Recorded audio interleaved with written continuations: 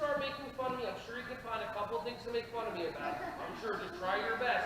And then what I'm going to do is I'm going to model saying the word and so that you know how to do it. Or if you think you got it, I'm going to ask your permission to make fun of stuff that you're wearing so that you can say the word and to me to show me how powerful you are. Does that make sense? So now, if I say words to her and she chooses to get upset, who wins? If I say words to her and she says the word and doesn't get upset, who wins? Okay? Which way do you want to do?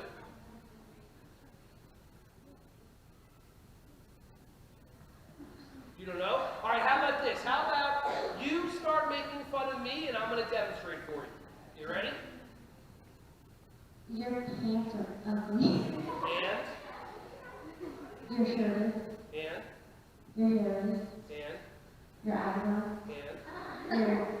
Hey everyone, thank you so much for watching my videos. Ron Schwally here. Just wanted to say I appreciate you.